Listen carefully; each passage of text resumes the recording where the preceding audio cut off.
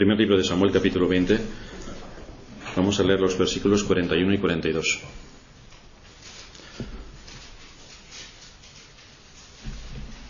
No sé si los hermanos que nos visitan hablan en español o en inglés. Primer libro de Samuel, capítulo 20, versículos 41 y 42. Y luego que el muchacho se hubo ido, se levantó David del lado del sur y se inclinó 3 veces, postrándose hasta la tierra, y besándose el uno al otro, lloraron el uno con el otro, y David lloró más.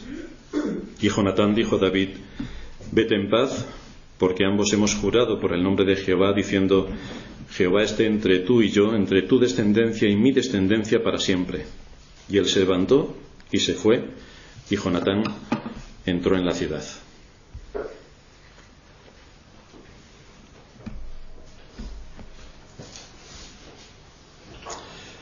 Estuvimos analizando la situación en nuestro último sermón en la que se encontraba David por lo absurdo de los ataques que Saúl estaba llevando a cabo contra él.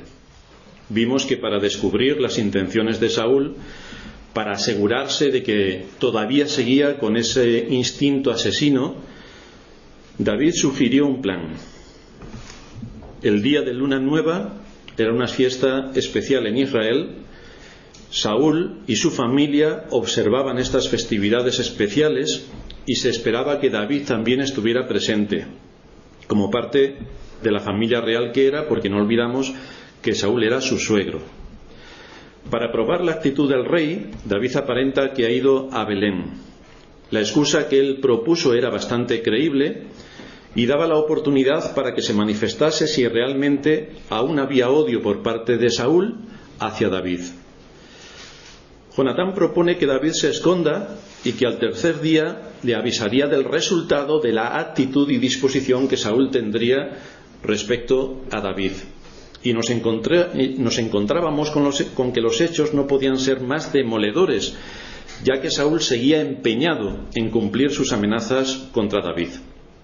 Esto mostraba que no había ninguna oportunidad para la paz y que el rey seguía con su instinto asesino. De ahí que pudimos ver que el corazón de este hombre estaba sometido por completo al dominio del pecado. Vimos que había un dominio legítimo, que es el que Dios ejerce en su gobierno sobre toda la creación, así como el que Él mismo delega sobre sus criaturas para el buen funcionamiento de la sociedad en la que vivimos. Y estuvimos viendo cómo Dios aplica en su gobierno y en su delegación de gobierno. Es Dios quien pone reyes, presidentes y magistrados, y que en todos los ámbitos de autoridad del mundo en el que vivimos hay gobernadores y hay gobernados. Ocurre en la familia, está el padre que tiene que gobernar su hogar; ocurre en la iglesia, están los pastores que tienen que gobernar la iglesia; ocurre en un país que está el presidente y tiene que gobernar el país. Estos son gobiernos legítimos, instituidos por Dios para el buen funcionamiento de la sociedad. Pero también estuvimos viendo que hay un dominio ilegítimo que ha sido causado por el pecado y que somete a todo ser humano bajo su gobierno, bajo su tiranía. Cuando el pecado reina, produce que el hombre obtenga placer en el pecado, placer ante el cual se somete, y lo hace con toda su voluntad entregada a ese propósito.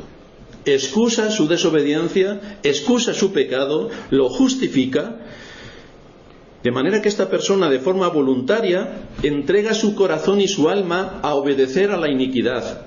Se entrega para servir al pecado, pecado que es su dueño, a quien obedece de forma sumisa, a quien entrega sus facultades, sus dones, sus bienes, su tiempo, su voluntad, para hacer lo que su corazón perverso le dicta. Este es el dominio del pecado. El pecado tiene un poder extraordinario sobre aquellos a quienes toma por súbditos. Hace que vivan para esos pecados y en sus pecados, y por eso encuentran excusas para seguir andando en ellos. Si tenemos una noción clara de la doctrina del pecado, sabremos que el pecado no es un error que cometemos esporádicamente. No. El pecado tiene la facultad de asumir una posición de gobierno y dominio para que el hombre haga lo que el pecado quiere hacer. transgrediendo así uno por uno todos los mandamientos de la ley de Dios, sin excepción. Esto es lo que vimos la semana pasada. Hoy veremos algunos otros aspectos que se derivan del encuentro de estos dos jóvenes y que nos muestran algunas enseñanzas. Jóvenes. David y Jonatán, cuando están aquí, no tienen 50 años y por lo tanto los jóvenes no pueden pensar, bueno, este era un tema de la gente de 50 años. Yo, como tengo 20, yo llego aquí a la iglesia, me siento, qué aburrimiento, estoy esperando que termine y me voy corriendo. Si algún joven está pensando eso, se equivoca por completo, porque la palabra es para ti. Para ti. Por lo tanto, escucha con atención lo que la palabra tiene que decirte. En primer lugar, encontramos en nuestro texto un juramento de amistad entre David y Jonatán. No olvidamos que habían conectado entre sí y que la amistad había surgido de una manera coherente con su edad, es decir, uno no tenía 60 años y el otro 20, no, era coherente con su edad, los dos eran más o menos de la misma edad, era coherente con su filiación como miembros de la familia de Dios, es decir, tenían temor de Dios y eran también conscientes del pacto que el Dios de sus padres mantenía con el pueblo de Israel. Por lo tanto, sabían que eran miembros de la misma familia espiritual y esto les unía y les ataba, le daba argumentos para que esa amistad pudiera ser fortalecida. Todo esto propiciaba que tuvieran una unidad de mente y de corazón en los asuntos que tenían que ver con sus profundas convicciones. Profundas convicciones. Profundas convicciones. Tenían que saber en qué estaban pensando. Tenían que saber cuáles eran sus objetivos. Y tenían que saber cuáles eran los principios que les regían. Compartir los juegos. Las palabras necias, es decir, que no valen para nada. Las truhanerías. Voy a ver cómo engaño a todo el que me rodea. Todo lo que tiene que ver con la rebelión contra sus mayores y contra las cosas como se tienen que hacer, esto no formaba parte de la amistad que había entre ellos, ya que es a esa unión para hablar mal de los padres, para rebelarse contra ellos, para mentirles, para ocultar acciones desobedientes, es a lo que muchos jóvenes le llaman amistad. Pero eso no es amistad. Eso es unirse a favor del mal, dimensionando el mal. Entre David y Jonatán este no era el caso. La amistad de David y Jonatán estaba fundamentada en principios bíblicos y en su realidad como ciudadanos de Israel. Esto lo tenían en mente. ¿Quiénes eran y cuál era su posición? No eran uno más de los muchos que adoraban a los Baales del mundo en el que vivían, no.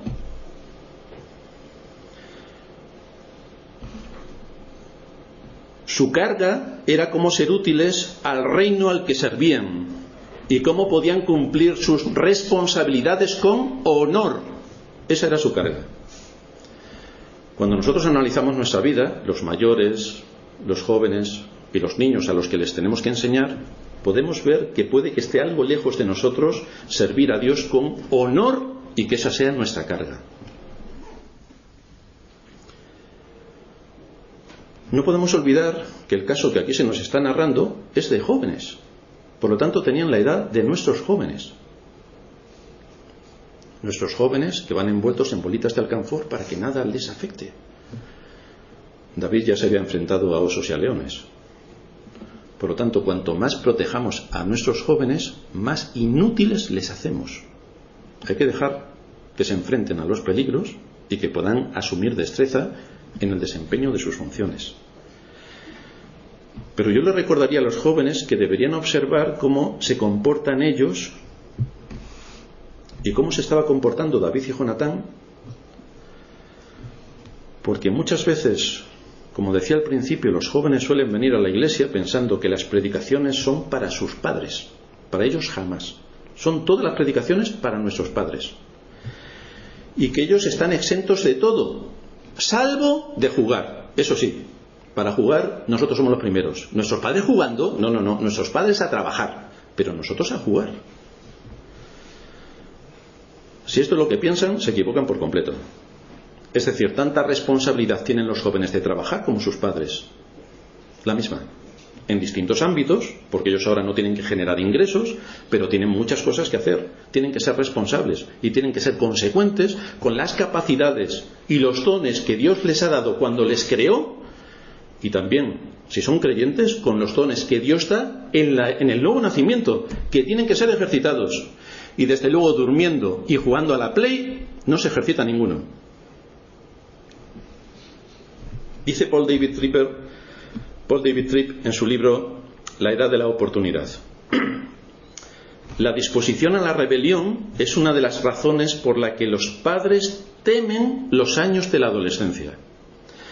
Tenemos que recordar que esta es una edad en la que los hijos sobrepasan todos los límites, la tentación abunda y las amistades no siempre fomentan un comportamiento correcto. En el libro de Proverbios hay una gran cantidad de material acerca de la amistad y de la influencia que otros tienen sobre ti y sobre tu comportamiento. A menudo los adolescentes son ingenuos y muchas veces insensatos para saber qué amigos tienen que elegir. A David y a Jonatán no les pasó esto. Proverbios llega al punto de decirnos que cuando veáis a ciertas personas debes cambiarte a la otra acera. La amistad es muy importante. Es imposible no ser influenciado por los amigos. Los adolescentes necesitan aprender la habilidad de escoger a sus amigos. Necesitan entender la influencia poderosa que la amistad tiene sobre ellos, dice Paul David Tripp. Por lo tanto, tenemos que tomar nota de cuáles son las enseñanzas que nos dan las Escrituras y pensar. Esto es algo muy difícil de hacer, pero es una capacidad que Dios nos dio en la creación, que podemos pensar. Entonces, si podemos pensar, hay que hacer que se engrane la maquinaria de la cabeza y entonces lleguemos a conclusiones sensatas.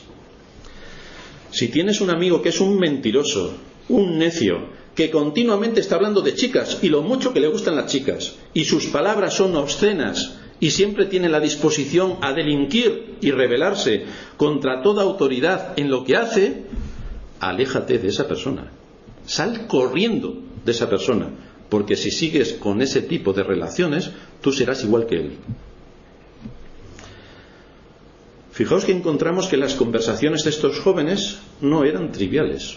Tenemos todo este capítulo que hemos leído, o que leímos la semana pasada y hoy hemos leído los últimos 2 versículos, que su conversación no es trivial. No se entretenían conversando las increíbles necedades de los jóvenes de nuestros días, porque ellos perseguían ser útiles a su generación. ¿Cómo puedo ser útil a mi generación? He comprado el muñequito X que me vale 2 euros y lo he cambiado por el muñequito Y que voy a poder matar 3 fantasmas y 2 torreones derribadas. Increíble. ¿Qué aportación más increíble que hacemos a la generación en la que Dios nos ha puesto? ¿Qué beneficio más importante? Eso sí, que mi padre trabaje para que me dé internet, me dé un ordenador y me dé todo para que yo lo pueda disfrutar. Pero yo trabajar, eso es para mi padre. David y Jonatán no pensaban esto y tenían vuestra edad. Mantenían una amistad sincera, basada en principios, no en conveniencia. Era de tal nivel en el que cada uno sabía dónde estaba y cuál era su papel y posición. Así que cuando David, repito, sabían cuál era su papel y posición. De manera que cuando David llega delante de Jonatán, que era príncipe de Israel, no se inclina una vez para hacerle reverencia, ni 2, se inclina 3 veces para hacerle reverencia al que es príncipe de Israel, y eso que tenía su propia edad. De manera que vemos cómo se nos muestra el respeto que tenemos que tener hacia nuestros amigos, porque eso es la verdadera amistad, que no nos permite abusar, menospreciar o manipular al que tenemos como amigo. Hay confianza en la amistad, pero hay respeto, al mismo nivel que la confianza. Hay confianza y hay respeto. Por esta razón, después de rendir honor a Jonatán como príncipe que era de Israel, se abrazaron como hermanos y lloraron juntos. Su lloro y lamento no era porque mi padre no me deja jugar en internet y esto me produce una desazón y un dolor en mi corazón, que es que no dejo de llorar.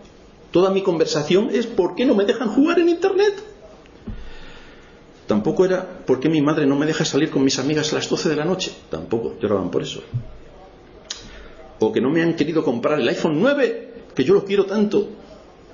Tampoco lloraban por eso. Ya sé que no existe, pero existirá.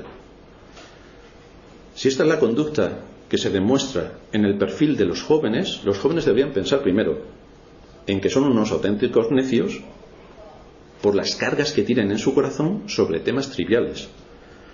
Jonatán y David, que tenían vuestra edad, no tenían estos problemas. Quizás sea porque estaban trabajando para honrar a Dios en medio de su generación y no se dedicaban a perder el tiempo en cosas que no son lícitas por el exceso de tiempo que se usa.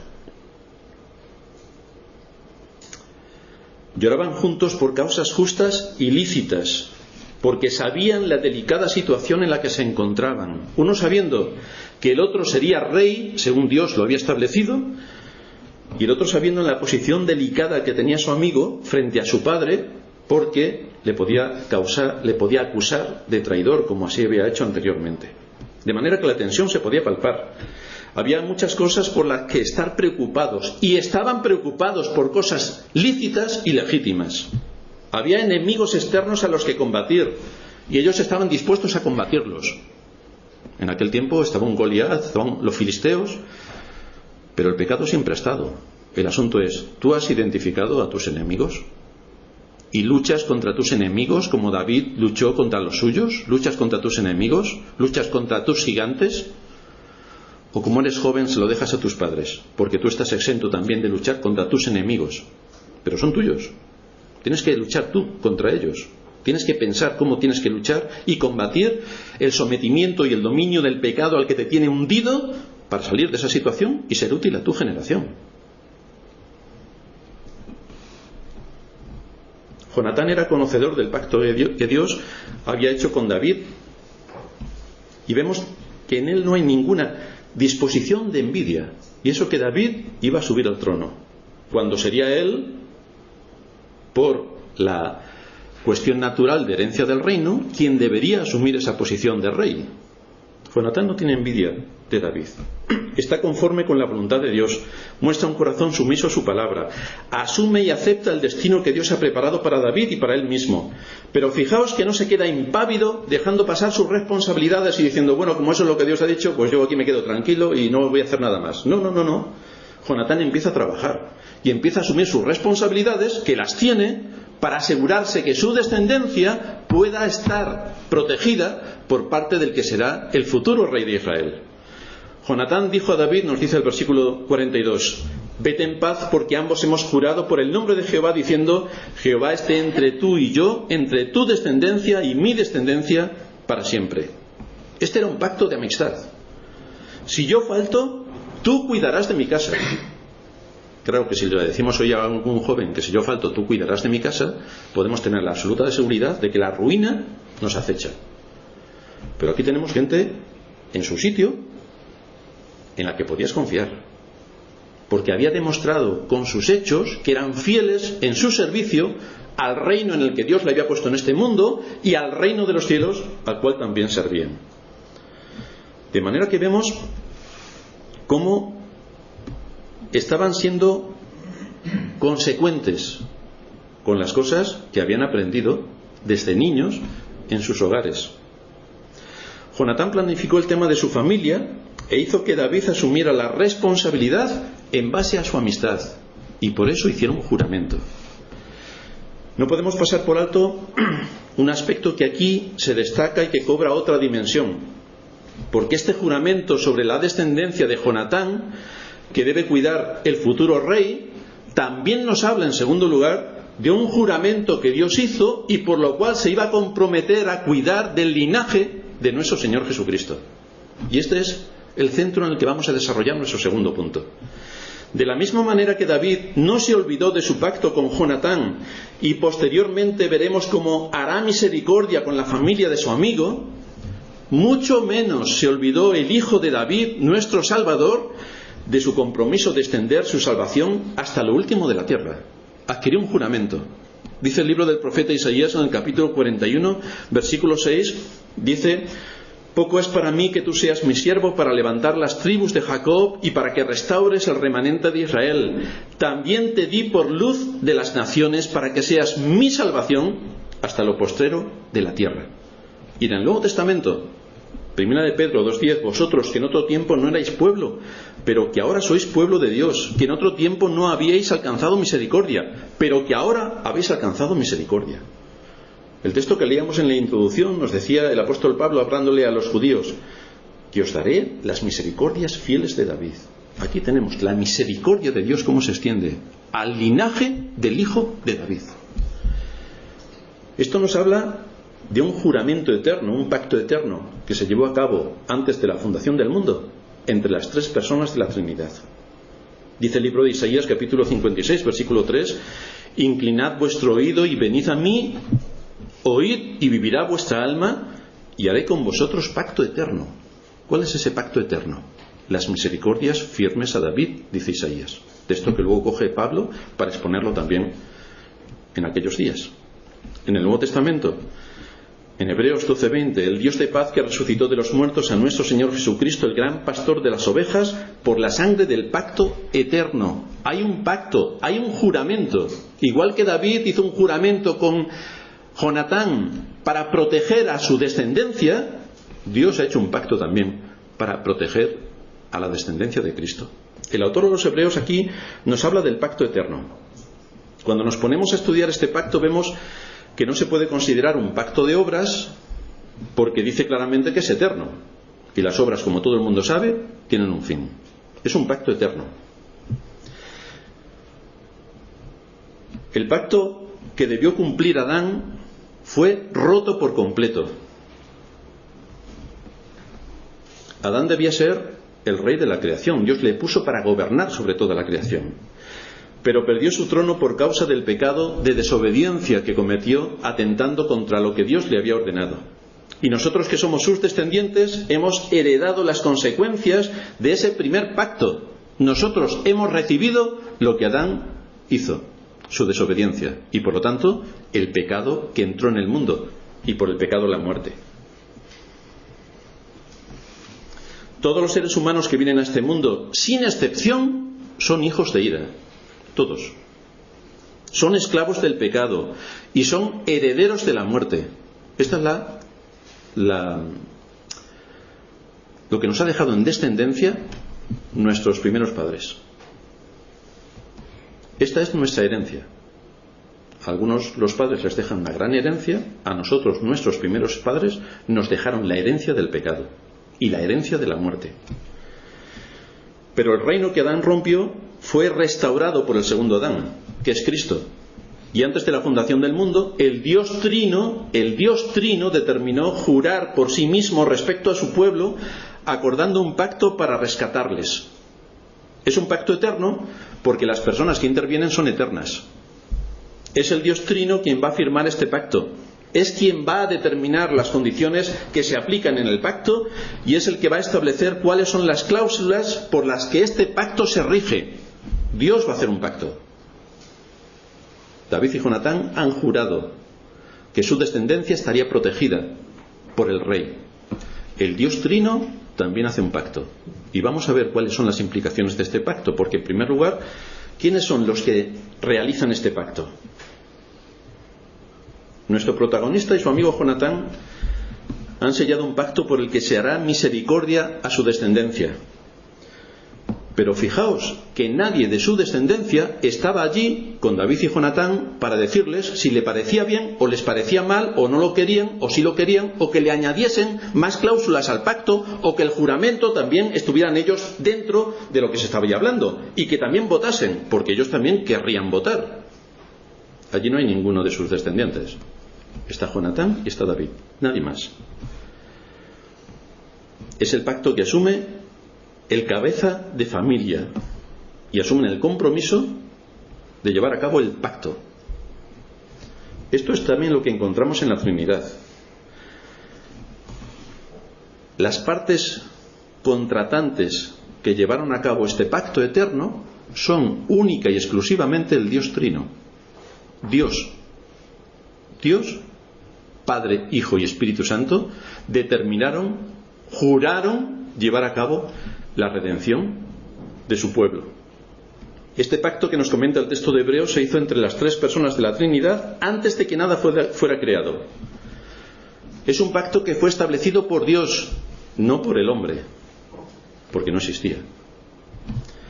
Cristo se situó en ese pacto como representante del hombre, y por lo tanto el pacto se hizo en Cristo para el linaje humano que fue comprado por el precio de su vida en la cruz y que sería sellado por el derramamiento de su sangre.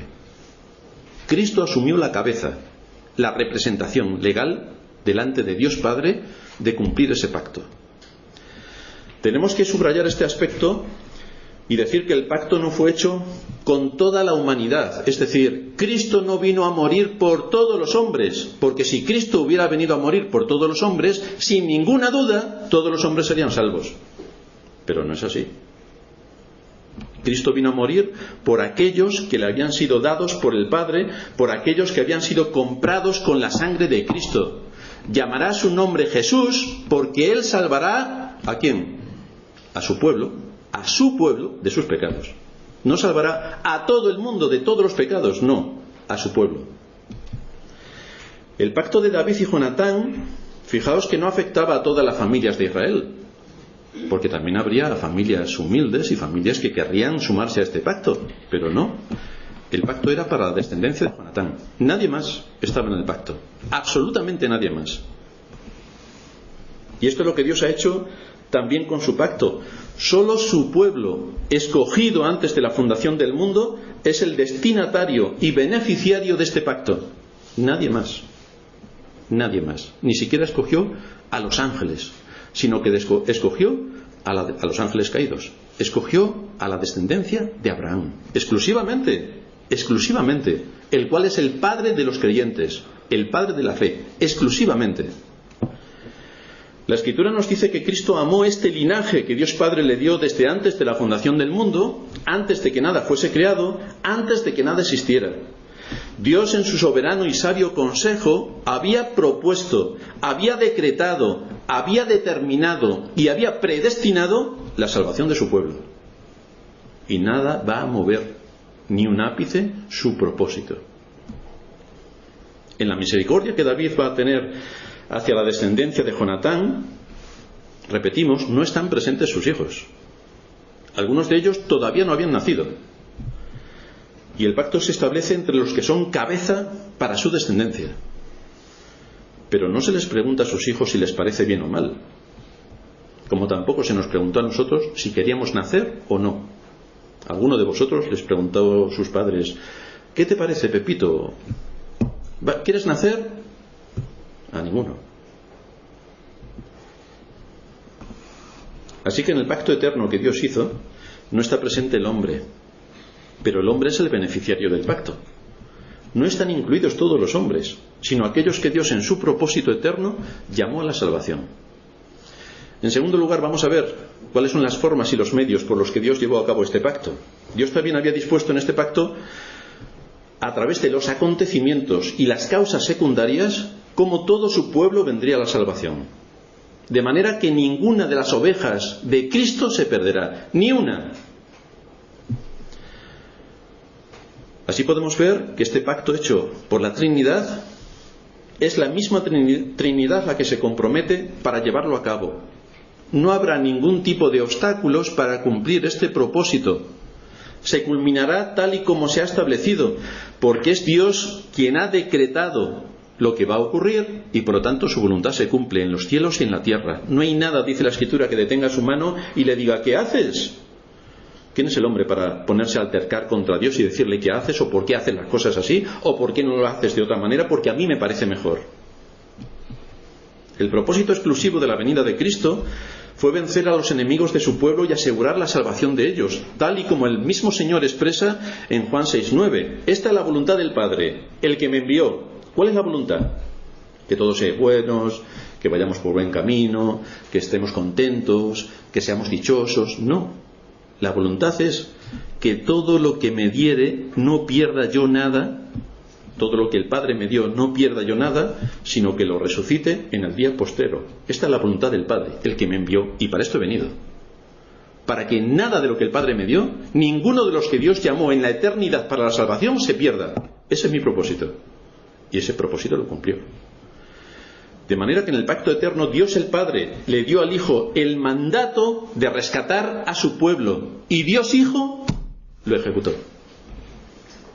En tercer lugar, ¿cómo se lleva a cabo este plan de salvación? ¿Qué es lo que está ocurriendo? ¿Cómo se está moviendo Dios a través de los acontecimientos? ¿Qué ocurre en el plan de redención? Como ya hemos dicho, en este pacto eterno intervienen las tres personas de la Trinidad. Es el Padre quien determina quiénes van a ser salvos, y si alguien tiene alguna pregunta, que se lea Romanos 9 y verá quién eres tú para que alterques con Dios, para decirle por qué salvas a este y no salvas a otro, por qué endureces a Faraón y lo condenas, y por qué a Jacob, que era un engañador, lo haces tu hijo. Si tienes alguna duda, le preguntas a Dios. Y Pablo dice, ¿y quién eres tú para que alterques con Dios? Entonces, como nosotros no somos nadie para altercar con Dios, y Dios nos dice que existe un pacto eterno por el cual se ha propuesto llamar a su pueblo a la salvación, nosotros no tenemos nada que objetar, sino gloriarnos con Dios y darle alabanza por cumplir este propósito suyo en la salvación de su pueblo. Así que es Dios Padre quien determina quiénes van a ser salvos, es Él quien da un pueblo al Hijo para que sea lavado del pecado, es decir, para que las transgresiones de la ley que afectan a toda la raza humana no se imputen a su pueblo, y por lo tanto ese pueblo obtenga el perdón de los pecados por medio de la muerte de Cristo, que es quien clava en la cruz los pecados de su pueblo, es quien muere en la cruz por los pecados de su pueblo, y a la vez que a ese pueblo le sea imputada la justicia como si nunca jamás hubiera pecado.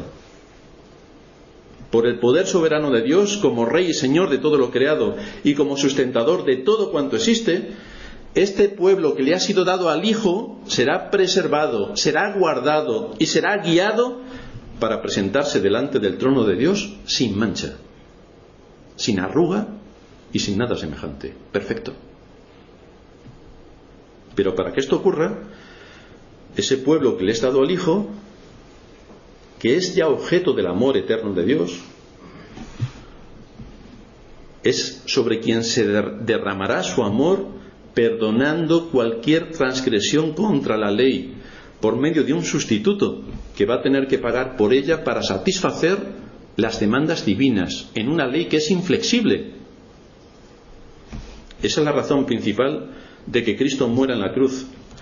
Por medio de Él no solamente nos son eliminadas las acusaciones que había contra nosotros, que nos eran contrarias, sino que por medio de su resurrección se nos imputa su justicia.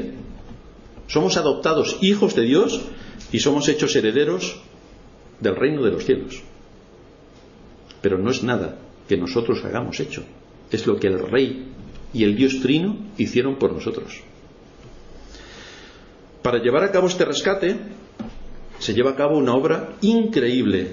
La segunda persona de la Trinidad, Dios Hijo, se hace hombre, viene en semejanza de hombre, consigue a través de su perfecto cumplimiento de la ley la justicia que el pecador necesita para presentarse puro y sin mancha delante de Dios, como si nunca hubiera trasgredido la ley, como si hubiera cumplido perfectamente de palabra, de obra, de intención y de omisión, perfectamente toda la ley de Dios. Por esta razón nos dice la Escritura que en el cumplimiento del tiempo Dios envió a su Hijo, que es quien cargaría sobre sí mismo el pecado y la culpa de su pueblo delante de la ley. Por esa razón el profeta Isaías nos dice que por su llaga fuimos nosotros curados, por su muerte. El Hijo de Dios, como todos sabemos, sufrirá la maldición de la ley, soportará la ira de Dios en lugar de su pueblo, porque este es el medio para satisfacer la ley divina. Pero después de haber pagado con su vida las demandas de la ley, resucitará venciendo a Satanás, venciendo al pecado y venciendo a la muerte, y se sentará a la diestra de Dios para interceder por su pueblo, para que ninguno de sus elegidos se pierda. Y no se perderá, ni uno se perderá. Así que vemos que no solamente actúa Dios Padre llamando a su pueblo a la salvación, no solamente actúa Dios Hijo satisfaciendo la ley e imputando su justicia perfecta a todo su pueblo, sino que también interviene la tercera persona de la Trinidad, el Espíritu Santo. El Espíritu Santo vivifica, regenera, hace nacer de nuevo. Nicodemo, ¿Tantos años llevas como doctor de la ley y todavía no sabes lo que significa nacer de nuevo? ¿Cómo yo, siendo tan mayor, voy a volver al vientre de mi madre? Nicodemo, ¿todavía no sabes lo que es nacer de nuevo? ¿No sabes lo que hace el Espíritu? ¿No sabes cómo sopla el Espíritu? ¿Que no lo puedes ver? Pero el Espíritu llega y resucita. Y eso es lo que hace el Espíritu Santo. El Espíritu Santo regenera y hace nacer de nuevo a los que el Padre le ha dado al Hijo, mostrándoles la necesidad que tienen de salvación. Abre los ojos, ilumina el entendimiento, cambia el corazón, hace una nueva criatura. Por lo tanto, cuando la palabra de Dios es predicada, aquel que ha sido llamado a salvación oye la palabra de Dios y dice: eso es para mí, eso es mío. Entonces nosotros entendemos que yo me convierto. No, yo ya he sido convertido. Por eso puedo escuchar la palabra de Dios, y por eso puedo entenderla, y por eso puedo asumir para mí, tomar para mí el sacrificio de Cristo. Pero es por la obra previa que el Espíritu Santo ya ha hecho en mi corazón. Todo este proceso se realiza con una combinación y participación perfecta de las tres personas de la Trinidad. Dios Padre llamando, Dios Hijo muriendo y satisfaciendo la ley e imputándonos su justicia, Dios Espíritu Santo regenerando y levantando de los muertos al pecador. Una obra increíble del Dios Trino. Es Dios quien ha establecido este pacto y es Dios quien lo va a cumplir. Por eso se llama pacto eterno. El pacto eterno. Os daré las misericordias fieles de David. Este es mi pacto. Si hubiera alguna aportación humana, no podría llamarse eterno. Los humanos, qué inteligentes somos, qué sabios somos. Aparte del pecado que mora en nosotros, no somos nada más. Todo es por la misericordia de Dios, que ha tenido el propósito de salvar a un pueblo que estaba perdido en sus delitos y pecados. Por eso cuando Cristo está en la cruz, exclamó: consumado es. El pacto ha sido cumplido y el pacto ha sido ratificado con mi sangre. Todos aquellos por los que Cristo murió recibirán la justificación, el perdón y la adopción para ser llamados hijos de Dios. El Espíritu Santo les dará la fe para que vean la gloria de Dios. Les dará el don del arrepentimiento para que traigan sus pecados delante de Dios y los confiesen y reclamen su justicia. De tal manera que todos los que hemos sido salvos por Cristo seremos aceptos en el amado, por ese pacto que en la eternidad firmó la Trinidad. Es un pacto de pura gracia. Y cuando decimos pura gracia, lo decimos en toda la extensión del término. No hay nada que yo pueda aportar a ese pacto. Nada. Dios Padre decreta. Dios Hijo cumple con todas las condiciones. Dios Espíritu Santo aplica en el corazón de los pecadores la salvación decretada por Dios Padre y realizada por Cristo. Perfecto. Una salvación perfecta. De ahí que Pablo, recordando las Escrituras del Antiguo Testamento, hable precisamente de esto. Os daré a vosotros, los que habéis sido llamados a la salvación, os daré las misericordias fieles de David. El pacto que hice con David se aplica a vosotros. La descendencia de David, de la cual vendría el Cristo, es también en la que vosotros estaréis incluidos. No es por tanto un pacto de la criatura, sino que es un pacto del Creador. No es un pacto del hombre, sino que es un pacto de Dios. Y Él lo llevará a cabo, a pesar de la voluntad, en contra del hombre.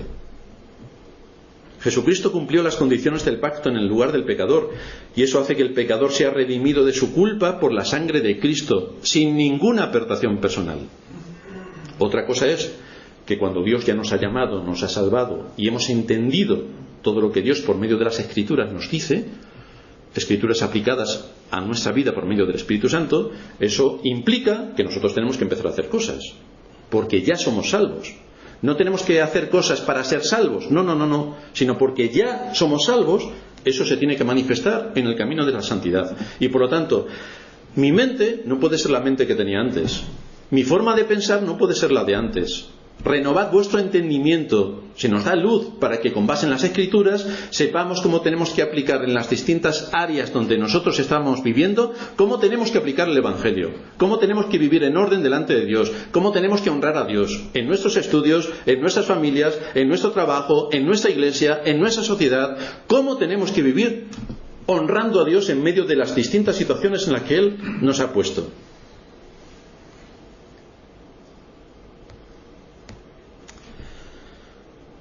Como conclusión, Salvando las distancias que existen entre el juramento de Dios y su pacto eterno para la salvación de su pueblo y el juramento entre David y Jonatán, que se plasmó en un pacto para proteger y atender a su descendencia, vemos que los pactos se cumplen. Jonatán dijo a David: vete en paz, porque ambos hemos jurado por el nombre de Jehová, diciendo: Jehová esté entre tú y yo, entre tu descendencia y mi descendencia para siempre. Es lo que juró también Dios, que guardaría la descendencia de Cristo para siempre. Fijaos, por tanto, y repetimos, nadie más participó del pacto, pero este pacto alcanzó a muchos, en especial a Mefiboset. Luego, cuando lleguemos a su historia, veremos que es increíblemente hermosa. Y aquí descubriremos con ese caso de Mefiboset la gracia y la misericordia de David, donde también veremos el reflejo de la misericordia de Dios para salvar pecadores. Pero concluyendo, ¿tienes un amigo? Es así empezábamos la primera parte del sermón. Nuestros amigos, la importancia de la amistad de David y Jonatán. ¿Tienes un amigo? Cuida la amistad, fortalece la amistad, dedica tiempo y atención a la amistad. Pero si tú crees que la amistad consiste en que vamos a jugar 7 horas seguidas a cualquier juego, si tú crees que eso es la amistad, te estás equivocando completamente. Esto es para satisfacer tu egoísmo y tu orgullo, pero para nada más. Te sirve para eso, pero para nada más. ¿No tienes amigos? Pobre de mí, no importa. Busca en medio del pueblo de Dios a aquellos que pueden ser tus amigos. Pero recuerda que la amistad requiere que te esfuerces y que dejes tu comodidad y tus gustos para atender una responsabilidad, que es: ¿cómo puedo tener amigos que me ayuden en mi vida para servir a Dios en medio de mi generación? ¿Estás en una iglesia? ¡Qué alegría! Muchos hermanos no tienen iglesia donde congregarse, pero tú sí tienes una iglesia donde congregarte, porque hoy estás aquí. ¿Estás dispuesto a unirte con aquellos que de corazón sincero aman a Cristo, aman su palabra y tienen una profunda convicción para someterse a ella? Pues ahí tienes la misericordia de Dios para ti. Trabaja en ello, trabaja. No esperes a que te den, no esperes a que te llamen, no esperes a que hagan todo por ti. ¿Tú qué vas a hacer? ¿Tú en qué vas a trabajar? Porque el mandato de nuestro gran Dios y Salvador es que le sirvamos en medio de nuestra generación. Sirve a Cristo de corazón y verás cómo el Señor te bendice. Verás cómo tu mente empieza a cambiar y verás cómo eres útil y de beneficio en medio del pueblo de Dios. Vamos a terminar en oración.